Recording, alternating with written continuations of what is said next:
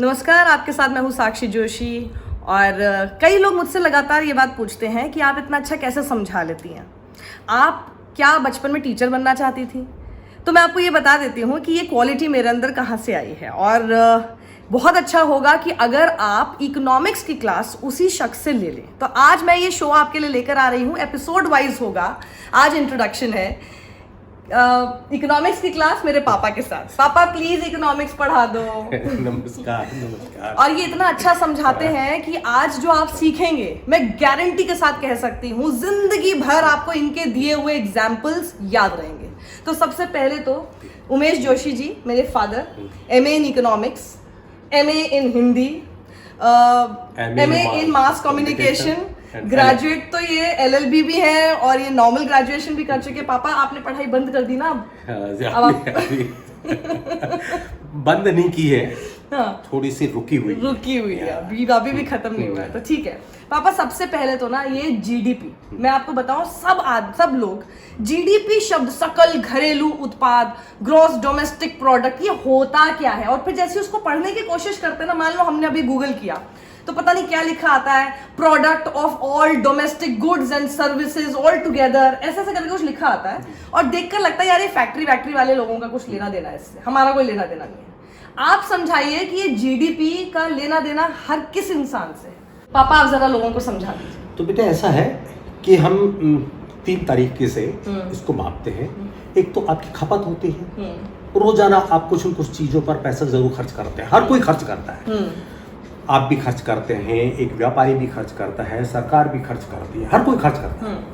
और ये भी आप मान लो कि एक का जो खर्च है वो दूसरे की आमदनी होती है। हाँ। जैसे मान लो मैं ये 500 रुपए में ये शर्ट खरीद कर लाया, तो दुकानदार की 500 रुपए इनकम हो गई ना। बिल्कुल। तो जो मेरा खर्च होगा वो किसी की इनकम है। इसका मतलब खर्च और इनकम बराबर है ना। तो मैं खर्च की दृष्टि से लेता हूं कि भाई हम कैसे उसको मापते हैं। तो एक तो आपका निजी खर्च हो गया, एक बिजनेस हाउसेस का खर्च हो गया, जो बड़े बड़े जो कारोबारी हैं, दुकानदार हैं, उनका खर्च हो गया, एक सरकार का खर्च हो गया। तो 3 तो मोटे मोटे खर्च ये हो गए। ठीक है। उसके बाद हम किसी दूसरे देश में सामान भेजते हैं या वहां से मंगवाते हैं, ठीक है, जिसको हम अर्थशास्त्र की भाषा में कहें तो एक्सपोर्ट इंपोर्ट भेजने को, ठीक है।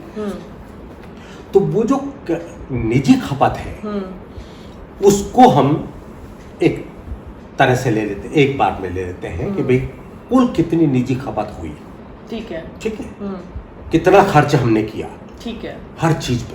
मतलब मैंने कुछ भी खरीदा तो वो मेरा खर्च GDP में ऐड कर रहा है। बिल्कुल ठीक है। मैं अगर जाके आइसक्रीम खरीद ली हूँ तो वो GDP का हिस्सा है। ठीक है, बिल्कुल। पर मैं खर्च नहीं कर रही हूँ तो मैं GDP में ऐड नहीं कर रही। बिल्कुल ऐड नहीं कर। तो मैं शॉपिंग कर रही हूँ तो मतलब मैं GDP के लिए शॉपिंग कर रही हूँ। Shopping. Okay, I will tell this to everyone. मुझे घर वाले शॉपिंग से ना रोके, क्योंकि मैं GDP को स्ट्रॉन्ग बना रही हूँ अगर मैं शॉपिंग कर रही हूँ। और जो बिजनेसेस का जो खर्च है वो इन्वेस्टमेंट के रूप में होता है। मतलब जैसे उन्होंने नई मशीनें खरीदी, कच्चा माल खरीदा, उसके अलावा वर्कर को पैसा दिया, तो ये सारा जो उनका खर्च है ये भी GDP का हिस्सा है। तो अब मेरे दर्शक के मन में सवाल आ रहा है कि आप कह तो रहे हैं कि खर्च करो और GDP को मजबूत करो, पर खर्च करने के लिए जब पैसा ही नहीं है तो क्या खर्च करें? बिल्कुल बिल्कुल, आपने बहुत वैलिड सवाल किया कि जो खर्च करने के लिए पैसा ही नहीं है। अब भी ये स्थिति आ रही है। कोरोना के बाद जो लॉकडाउन हुआ, लोगों की नौकरियां चली गई, तो लोगों के पास अब पैसा ही नहीं खर्च करने के लिए। मार्केट में वो जा ही नहीं रहे। मार्केट में तो आदमी तब जाएगा ना जब पैसा होगा, और पैसा जब नहीं है तो मार्केट जाकर भी क्या करेगा। इसलिए सारे दुकानदार खाली बैठे हुए हैं, सारे उद्योग धंधे ठप पड़े हुए हैं। कोई भी उद्योगपति, कोई भी कारोबारी उत्पादन तब करेगा ना, माल तब बनाएगा जब ये लगेगा कि माल मेरा मार्केट में माल बिकेगा। मार्केट में माल बिकेगा ही नहीं तो बनाएगा क्यों? वो कोई स्टोरेज करने के लिए बनाएगा, गोदाम में रखने के लिए तो बनाएगा नहीं। अब पापा मेरे मन में जो सवाल है, आई एम श्योर मेरे दर्शक भी बिल्कुल मेरे जैसे ही सोचते हैं, तो उनके मन में यही सवाल होगा, ये जो -23.9%, -24 बोल देते हैं GDP हुई, आप कह रहे हैं कि हर आदमी का कंट्रीब्यूशन जीडीपी में आता है। चलिए मान लिया हमने किसी ने कंट्रीब्यूट नहीं किया जीडीपी में इस बार, सरकार का कंट्रीब्यूशन भी तो जीडीपी में आएगा। बिल्कुल आता तो क्या सरकार ने कुछ खर्चा ही नहीं किया क्या? ये -23.9% क्यों है फिर? देखो ऐसा है, जो 3 जो सेक्टर है बड़े, जैसे एक तो भवन निर्माण वाला जिसको कंस्ट्रक्शन सेक्टर कहते हैं, उसकी सारी एक्टिविटीज बिल्कुल ठप पड़ी हुई है। कोरोना काल में बिल्कुल काम नहीं हुआ। होटल इंडस्ट्री बिल्कुल ठप थी, ट्रांसपोर्टेशन इंडस्ट्री बिल्कुल ठप थी, मैन्युफैक्चरिंग इंडस्ट्री बिल्कुल ठप है, यानी कोई उद्योग धंधा चल ही नहीं रहा। जब 3 बड़े सेक्टर बिल्कुल रुके हुए हैं, उनकी एक्टिविटीज एकदम नहीं हो रही है, तो वो जो जीडीपी क्रिएट कर रहे थे, वो जीडीपी बिल्कुल खत्म हो गई है। और वो बहुत बड़ा सेक्टर है, ठीक है। जब तक वो रिवाइव नहीं होंगे तब तक जीडीपी आगे नहीं बढ़ेगी। अब मैंने बताया कि एक तो अपनी जो है ना निजी खपत, हर आदमी की निजी खपत, वो जीडीपी का हिस्सा है। इसके बाद बिजनेस हाउसेस की जो खपत है, मतलब कंजम्पशन है, वो जीडीपी का हिस्सा है। इसके अलावा सरकार की जो एक्सपेंडिचर है, वो जीडीपी का हिस्सा है। सरकार कुछ भी खर्च करती है, कहीं पर भी खर्च करती है, वो जीडीपी का हिस्सा बनती है। जैसे नेचुरल कैलेमिटी होती है, प्राकृतिक आपदा होती है, भूकंप आ गया, बाढ़ आ गई, जैसे इस साल कोविड आ गया। इस साल बाढ़ भी बहुत आई है, कोविड का प्रकोप, 2 एक्ट ऑफ गॉड, 2 एक्ट। उसमें राहत देने के लिए, रिलीफ कामों के लिए सरकार जो भी पैसा खर्च करेगी, क्योंकि एक्सपेंडिचर हो गया ना, और मैंने बताया कि हर तरह का एक्सपेंडिचर जीडीपी का हिस्सा है, ठीक है, चाहे वो अच्छे कामों के लिए है या जिस भी के लिए, या किसी भी तरह से खर्चा ही जीडीपी। तो ये जो खर्च हुआ, जैसे कोविड में राहत कामों के लिए पैसा खर्च हुआ, या बाढ़ से निपटने के लिए पैसा खर्च हुआ, उसमें देश की तो कोई तरक्की नहीं हुई, लेकिन फिर भी जीडीपी का हिस्सा है। और इस तरह से अगर मान लो जीडीपी बढ़ती है, तो हम ये तो नहीं कह सकते कि देश में विकास हुआ है, बिल्कुल, पर खर्चा हुआ है, फिर खर्चा हुआ है, और जीडीपी बढ़ी है, ठीक है। तो अब जीडीपी तो बढ़ी, लेकिन हम ये नहीं कह सकते कि देश का विकास हुआ है। आप खर्च करेंगे, मैं खर्च करूंगा, XYZ को भी खर्च करेगा, बिजनेस हाउसेस खर्च करेंगे, सरकार खर्च करेगी, वो सब जीडीपी बनेगी।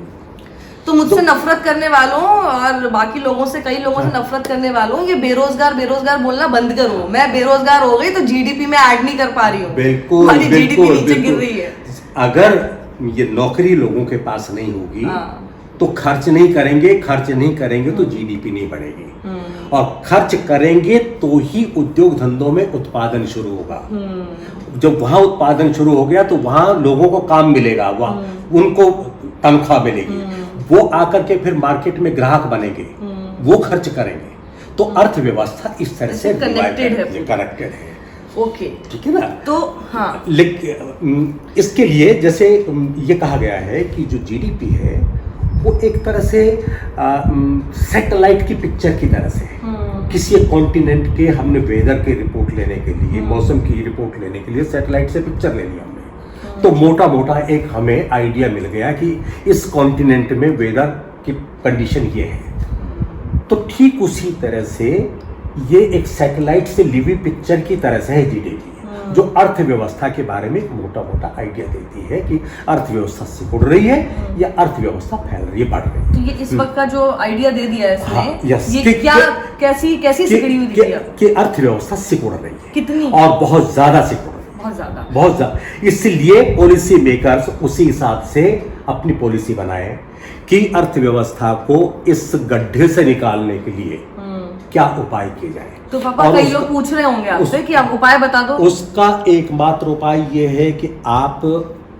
ग्राहक तैयार कीजिए, अच्छा, मार्केट तैयार कीजिए, मार्केट में डिमांड तैयार कीजिए। मतलब मेरे अंदर ये ललक डालिए कि जी मैं पैसा खर्च करो, और खर्च आप तब करेंगे जब आपके पास पैसा होगा, और पैसा कब आएगा? जब आपके पास नौकरी होगी, जब लोग मुझे सब्सक्राइब करेंगे, जब आप मुझे सब्सक्राइब करेंगे मेरे पास पैसा आएगा। करना मत भूलना। तो बहुत साल पहले जब एक बार दुनिया में बहुत बड़ा डिप्रेशन आया था, 35 के आसपास, तो जॉन मेनार्ड कीन्स ने, दुनिया के बहुत बड़े अर्थशास्त्री और मैक्रो इकोनॉमिक्स के बहुत बड़े एक्सपर्ट थे, उन्होंने सरकार को एक सुझाव दिया था कि अर्थव्यवस्था को इस भंवर से निकालने के लिए